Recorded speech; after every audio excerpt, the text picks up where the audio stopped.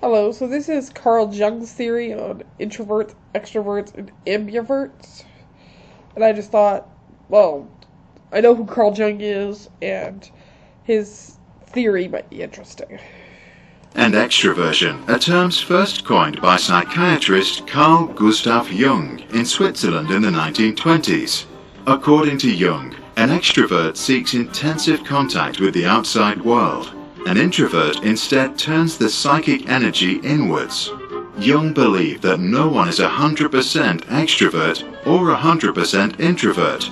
Instead, we carry both traits. However, most minds tend to lean either to one side or the other. If both characteristics are equally present, we can speak of someone who has an ambivert personality. In the 1960s, the psychologist Hans Eysenck added to Carl Jung's ideas. He argued that the main difference between introverts and extroverts lies in the way they gain and recharge their mental energy. By nature, introverted people have a higher level of brain activity and therefore feel a greater need to shield themselves from external stimuli. By withdrawing themselves, they gain mental energy. The neuronal activity of extroverts is lower. They overcome this lack by exposing themselves to external stimulation. This charges their inner batteries. To illustrate the difference, let's compare two imaginary children. Jay is extroverted. He loves to be surrounded by classmates.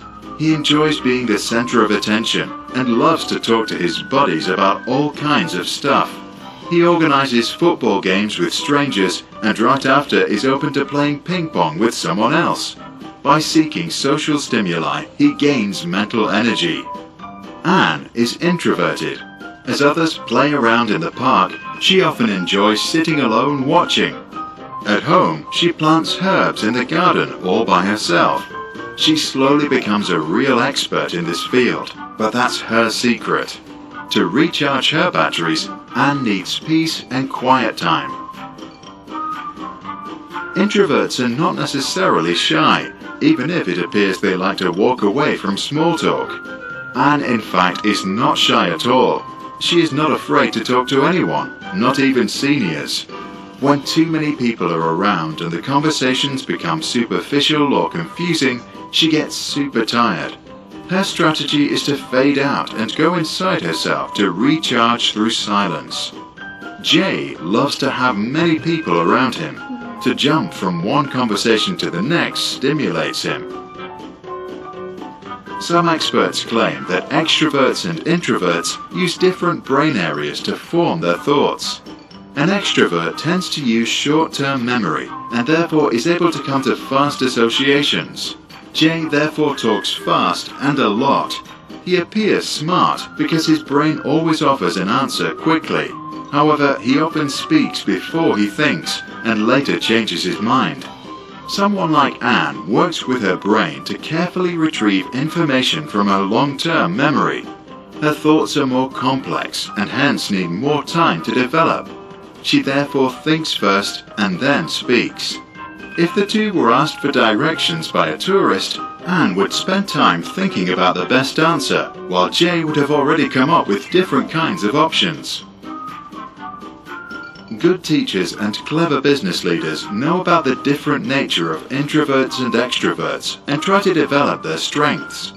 When raising questions, they ask everyone to think for a minute in silence before answering. Extroverts then learn to formalize their thoughts before they speak, and introverts get more talking time to practice public speaking.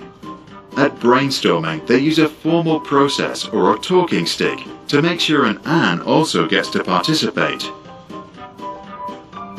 Group projects can be formalized to support both temperaments. In one project, extroverts and introverts work together. Jay then learns from Anne how to think ideas over to develop more complex thoughts. Anne, in return, benefits from Jay's fast association skills and learns to think and speak more flexibly. In the next project, the same temperaments work together. Then they see their own traits in the opposite person. If confronted with problems in teams of the same character, introverts need to speak up and extroverts are forced to think deep to proceed. The educator Rudolf Steiner was a proponent of this method for his Waldorf schools. Psychologist Jerome Kagan's research on temperament in toddlers showed that many character traits we are born with make it into adulthood. He confronted 500 babies with different stimuli, like loud sounds and bad smells. Around 20% of the babies cried or got nervous, 40% stayed relaxed, and the other 40% was somewhere in between. A second test years later showed that babies who didn't react strongly turned out to be more extroverted. What about yourself? Do you consider yourself more introverted or extroverted? Or do you think this classification is flawed and there is no such thing? Please share your thoughts in the comments below. Millions of students from all around the globe have watched our Sprouts videos for better learning. Thousands of teachers play them in their classrooms to start projects. Volunteers on YouTube have translated them to over 25 languages.